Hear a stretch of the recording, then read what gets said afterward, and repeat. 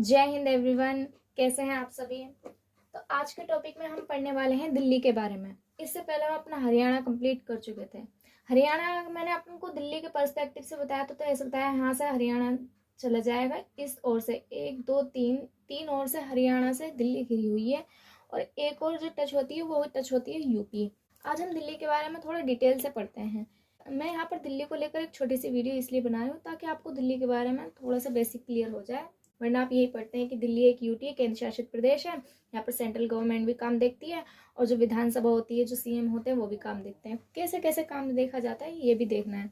1911 के समय जब दिल्ली दरबार हो रहा था, जब ब्रिटिश शासन था तो दिल्ली दरबार हो रहा था 1911। और 1911 में भी कब, दिसंबर के टाइम पर जब दिल्ली दरबार हो रहा था तो जॉर्ज पंचम थे। कौन थे? जॉर्ज पंचम। जॉर्ज पंचम ने यहाँ पर कहा था कि जो अब भारत की राजधानी रहेगी वो दिल्ली बनेगी। पहले क्या थी? पहले थी कोलकाता। अगर हम भारत के नक्शे में देखें तो इधर को ये बंगाल का एरिया पड़ जाता है, इधर पहले राजधानी थी। तो किसी भी कंट्री को कंट्रोल करने के लिए अगर वहाँ की राजधानी मिड में हो, मध्य में हो तो अच्छा रहता है, ताकि बीच से कंट्रोल अच्छा किया जा सके। अब जो दिल्ली है ये केंद्र शासित प्रदेश क्यों है? क्या आपके मन में ये सवाल नहीं आया कि दिल्ली के सीएम भी होते हैं, राज्यपाल भी होते हैं, जिस तरह से हर राज्य के राज्यपाल और सीएम होते हैं दिल्ली के भी होते हैं, तो दिल्ली को एक पूर्ण राज्य का दर्जा क्यों नहीं मिल जाता? दिल्ली को हम केंद्र शासित प्रदेश में क्यों मानते हैं? अच्छा खासा क्षेत्रफल है। गोवा भी तो देखो, गोवा भी तो कितना छोटा है, वो भी तो एक अलग राज्य है। दिल्ली केंद्र शासित प्रदेश क्यों है? तो देखिए, दिल्ली है हमारी यहाँ की राजधानी, भारत की राजधानी। अगर दिल्ली को पूर्ण राज्य का दर्जा दे दिया गया तो वहां पर सीएम के पास सारी पावर चली जाएंगी। वहां पर होने वाले जितने भी राजनीतिक फैसले होंगे वो सारे वो अपने राज्य के मुताबिक लेंगे। केंद्र शासित प्रदेश है तो यहाँ पर जो कंट्रोल करेगी वो सेंट्रल गवर्नमेंट करेगी।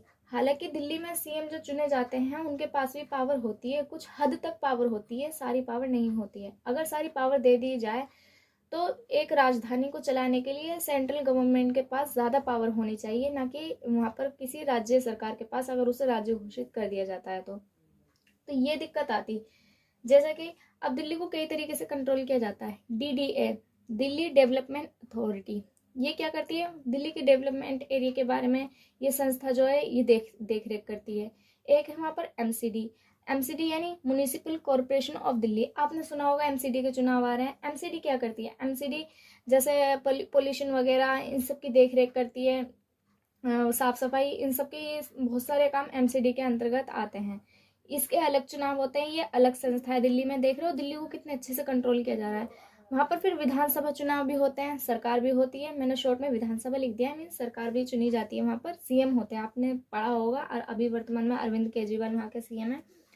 तो विधानसभा से जो चुनकर जाते हैं उनके भी बहुत सारे काम होते हैं, लेकिन मैंने फॉर एग्जाम्पल यहाँ पर स्कूल लिखा है।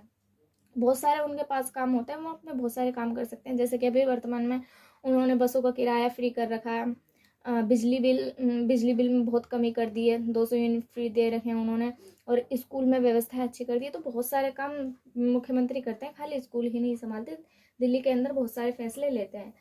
अच्छा, जो लेकिन एक चीज़ है, जो पुलिस होती है, जो कानूनी व्यवस्था होती है, वो सीएम के पास नहीं थी। वरना जबकि अलग राज्यों में देखे जाए, जैसे यूपी के हो गए, मध्य प्रदेश के हो गए, महाराष्ट्र, इनके तो पुलिस का कंट्रोल रहता है, ये जो शक्ति रहती है सीएम के पास रहती है। अगर कोई मीन्स हिंसा का माहौल या सांप्रदायिक या फिर और कुछ ऐसी सिचुएशन आ जाए जहाँ पर पुलिस को ऑर्डर देने की स्थिति बन जाए, लेकिन दिल्ली के सीएम पुलिस को ऑर्डर नहीं दे सकते, क्योंकि पुलिस जो है वो सेंट्रल गवर्नमेंट के अंदर आती है। पुलिस किसके अंदर आती है? सेंट्रल गवर्नमेंट के अंदर आती है। तो आप देख रहे हो दिल्ली को कितने अच्छे से कंट्रोल किया जा रहा है। अगर दिल्ली को केंद्र शासित प्रदेश नहीं किया जाता तो आप ही बताइए, दिल्ली को एक राजधानी के तौर पर कंट्रोल करना फिर इतना आसान हो जाता? नहीं होता, क्योंकि फिर राज्य अपने पावर की, अपने अधिकार क्षेत्र की मांग करते हैं, अपनी प्रभुसत्ता की मांग करते हैं। केंद्र सरकार जो भी कोई फैसले लेकर आती है, कोई भी कानून बनाती है, राज्यों में उसे पहले मनवाना पड़ता है।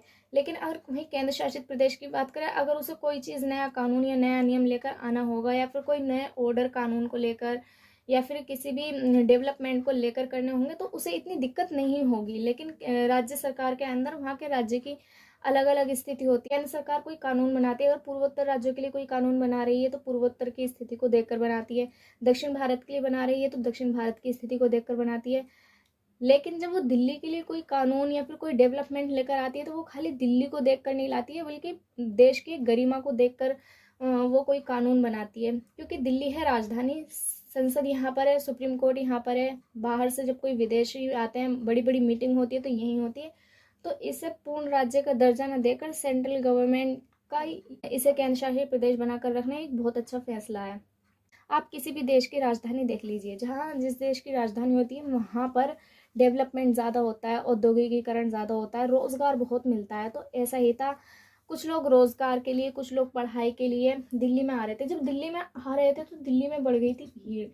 अब सरकार के पास जगह नहीं बच रही थी, कैसे वर्क करे, कैसे कंट्रोल करे एक एरिया को, भीड़ को भी तो कंट्रोल करना होता है ना। गवर्नमेंट ने ये सोचा कि दिल्ली के थोड़े से एरिया क्षेत्र में डेवलपमेंट के तौर पर थोड़ा सा विस्तार किया जाए। दिल्ली का विस्तार नहीं, उसके आसपास के एरिया को अच्छा किया जाए, जो कि दिल्ली से कनेक्टिविटी आसानी से रहे, इस तरीके से कहा। तो ये जो क्षेत्रों को इसने विस्तार किया गया सेंट्रल गवर्नमेंट के द्वारा, इन क्षेत्रों को नाम दे दिया गया एनसीआर। मैंने आपको प्रीवियस क्लास में पढ़ाया था, जो न्यू है वो पहले जाकर हरियाणा की वीडियो देख लें, अच्छे से समझ में आएगा। जैसे कि हरियाणा के शहर थे, फरीदाबाद हो गया, गुरुग्राम हो गया, तो ये एनसीआर इलाके में आता है। ऐसे ही यूपी का है नोएडा। यूपी का जो नोएडा है, आप में से कितनों को नोएडा की फुल फॉर्म पता है? आप सोच रहे होंगे नोएडा तो शहर का नाम है, इसकी फुल फॉर्म कैसे? नहीं, इसकी फुल फॉर्म है new Okhla industry development authority. ये इसकी फुल फॉर्म हो गई। ये क्यों बनाए गए थे? नोएडा, गुरुग्राम, इनमें इतना डेवलपमेंट क्यों गया था? एनसीआर में जोड़ने के लिए। बिल्कुल ऐसे ही यहाँ पर सुविधा दे दी गई, जैसे दिल्ली में हाईवे, एक्सप्रेसवे, ये सब होते हैं, तो ऐसे ही यहाँ दे दिया। आप नोएडा को ही देख लीजिए, कितना डेवलपमेंट हो रहा है, औद्योगिकीकरण है, रोजगार है यहाँ पर है। तो ऐसे ही दिल्ली से जुड़े हुए क्षेत्र को एनसीआर दे दिया गया कि ये एनसीआर के क्षेत्र में आते हैं। तो आज दिल्ली के बारे में इतना ही था। आई होप आपको वीडियो पसंद आई होगी, समझ में आया होगा।